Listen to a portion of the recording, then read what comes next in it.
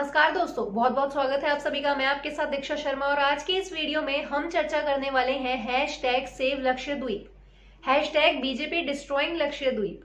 क्यों हो रहा है ट्विटर पर इतना ट्रेंडिंग, आइए विस्तार से जानते हैं इस वीडियो में।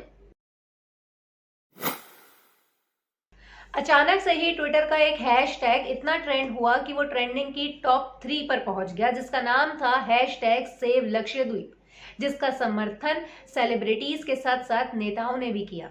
इतना ट्रेंडिंग होने के बावजूद भी इसकी चर्चा कहीं नहीं है। चर्चा है तो सिर्फ बाबा रामदेव की। जी हाँ, लेकिन अब आते हैं लक्षद्वीप आइलैंड पर। लक्षद्वीप आइलैंड एक छोटा सा टापू, एक यूनियन टेरिटरी भारत की, जिसे अच्छे से मेंटेन किया गया है, जिसकी बायोडायवर्सिटी के चर्चे चारों तरफ है, जिसकी कमाई का साधन ही सिर्फ टूरिस्ट है, जहां की आबादी महज 60 से 70 हजार है 2011 की एक रिपोर्ट के मुताबिक।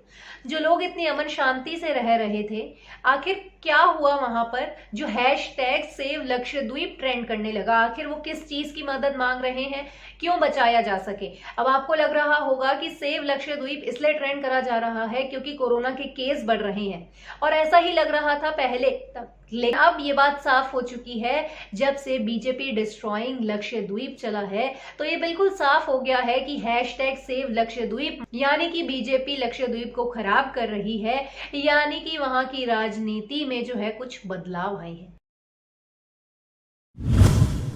सबसे पहला बदलाव हुआ 4 दिसंबर 2020 को, जब यहाँ के एडमिनिस्ट्रेटर प्रफुल्ल के पटेल चुने गए, जो कि एक पॉलिटिशियन है, बीजेपी के फॉर्मर लीडर रह चुके हैं और 2010 में गुजरात के होम मिनिस्टर भी रह चुके हैं और मोदी की अध्यक्षता में काम भी कर चुके हैं। दूसरा बदलाव किया इन्हीं एडमिनिस्ट्रेटर ने जनवरी 2021 में LDAR लाकर, यानी कि लक्षद्वीप डेवलपमेंट अथॉरिटी रेगुलेशन, जो जिसमें इतनी क्षमता है कि वो किसी को भी किसी की भी प्रॉपर्टी से हटाया जा सकता है। किसके नाम पर? डेवलपमेंट के नाम पर, यानी कि विकास के नाम पर। और विकास के नाम पर क्या होता आया है ये पूरी दुनिया ने 7 सालों के भीतर में देख लिया है।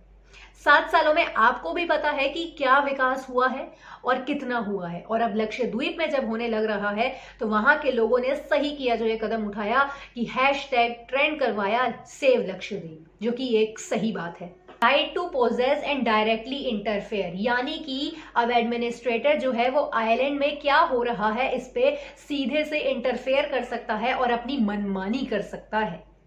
स्कूलों में नॉन वेज को बंद करवाना, ये आपको अच्छी बात लग रही होगी, लेकिन लक्षद्वीप में अगर आप देखेंगे तो सबसे ज्यादा मलयाली लोग रहते हैं और उनके कल्चर में ये है कि वो नॉन वेज खाते हैं।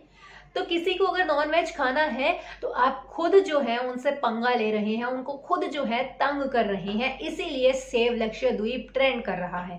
लक्षद्वीप आइलैंड एक यूनियन टेरिटरी होने की वजह से वहां के लोग जो है CM नहीं बना सकते, क्योंकि एक यूनियन टेरिटरी और काफी छोटी यूनियन टेरिटरी है।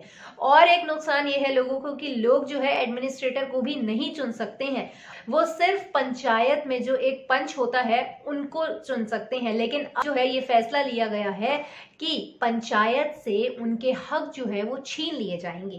क्या क्या है ये हक? ये हक है health care, agriculture, fisheries, animal husbandry से छीना जा रहा है।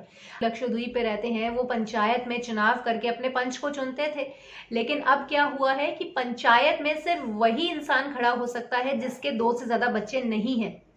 यानी कि कुछ भी रूल जो है वो बनाया जा रहा है लोगों को परेशान करने के लिए। कोई कसर नहीं छोड़ रही है बीजेपी पार्टी, कोई भी कसर नहीं छोड़ी जा रही है प्रफुल्ल के पटेल की तरफ से। ज्यादा हैरानी होगी और आप हक्के बक्के भी रह जाएंगे, क्योंकि जो सरकार बिहार और गुजरात में शराब को बंद कर चुकी है, पूरी तरह से बैन लगा चुकी है, वो लक्षद्वीप में ही उसे खोलने जा रही है। लक्षद्वीप आइलैंड, जहां पूरे एक आइलैंड में एक ही शराब की दुकान है, वहां अब ये कहा जा रहा है कि यहाँ पर दुकानें खोली जाएं, बीफ पर बैन लगाया जाए, लेकिन दुकानें शराब की जरूर खुलनी चाहिए। एंटी गुंडा एक्ट, जिसे नाम दिया गया है पासा, प्रिवेंशन ऑफ सोशल एक्टिविटीज। कितना अच्छा नाम दिया गया है, जिससे लोगों को लगे कि हाँ, सोशल एक्टिविटीज को जो है उसकी प्रिवेंशन, उसे रोकने के लिए ये एक्ट बनाया गया है। लेकिन ये बनाया गया है एंटी गुंडा एक्ट, यानी कि पुलिस के पास इतनी अथॉरिटी होगी कि वो किसी को भी पकड़ के 1 साल के लिए जेल में डाल सकती है, बिना किसी को बताए, बिना पब्लिक को डिस्क्लोज करे। मुख्य बिंदु है जिस पर हैशटैग सेव लक्षद्वीप जो है वो ट्रेंड करने लगा। जहां एक तरफ केंद्र सरकार ये चाह रही है कि कोरोना के केसेस जो है वो कम हो जाए, और दूसरी ही तरफ लक्षद्वीप में देखिए आप, जहां कोरोना के मामले 2020 में इतने बढ़ रहे थे, लक्षद्वीप में एक भी केस नहीं था, वहां अब 6000 केस हैं और उससे ज्यादा है, 6000 से अधिक केस हैं वहां। और किसके कारण? एक छोटे से बदलाव के कारण। ये छोटा सा बदलाव जो है बहुत ही ज्यादा बड़ा है। क्या है ये बदलाव? ये बदलाव है कि पहले जब लोग आते थे आइलैंड पर तो उन्हें आरटीपीसीआर टेस्ट दिखाना अनिवार्य होता था और उन्हें 14 दिनों के लिए क्वारंटाइन भी किया जाता था। ये बदलाव हुआ कि अब जो भी बाहर से आएगा उसे नेगेटिव आरटीपीसीआर टेस्ट दिखाना होगा और उसे जो है मंजूरी दे दी जाएगी, यानी कि वो आइलैंड में आ सकता है। यानी कि 14 दिन की क्वारंटाइन जो थी वो खत्म कर दी गई, जिसके बाद केस में बढ़ोतरी हुई। जहां एक तरफ कोरोना से बचाव के लिए बैठकें हो रही हैं, वहीं दूसरी तरफ बिन सोचे नियम बनाए जा रहे हैं, नए नए नियम, और ऐसे नियम जो वहां के लोगों को मंजूर नहीं है। पुलिस को इतना ज्यादा हक दे देना कि वो बेकाबू हो जाए, वो किसी को भी पकड़ के अंदर डाल दे, शराब की दुकानें खोल देना ताकि क्राइम बढ़ जाए, बीफ पर बैन लगा देना ताकि जो मलयाली लोग हैं वहां के प्रोटेस्ट करें और उन्हें गुंडा एक्ट के जरिए पकड़ लिया जाए। तो इन कारणों की वजह से ही इतने दिनों से हैशटैग सेव लक्षद्वीप जो है वो ट्रेंड करने लग रहा है और अब लोग भी इसके सपोर्ट में उतर चुके हैं। इस बाद मोदी सरकार को भी प्रतिक्रिया देनी होगी अपनी कि वो क्या सोचते हैं और उनको क्या लगता है कि लक्षद्वीप में जो हो रहा है वो ठीक है। ये इस चीज को मैं जोड़ती हूँ किसान आंदोलन से, क्योंकि किसान भी इसलिए ही बैठे हैं क्योंकि उन्हें जो 3 कानून है वो नहीं चाहिए, वो भी इसलिए बैठे हैं। और अब जो है लक्षद्वीप के लोग भी ट्रेंड कर रहे हैं हैशटैग सेव लक्षद्वीप, यानी कि जो नियम बनाए गए हैं वहां के लोगों को वो मंजूर नहीं है।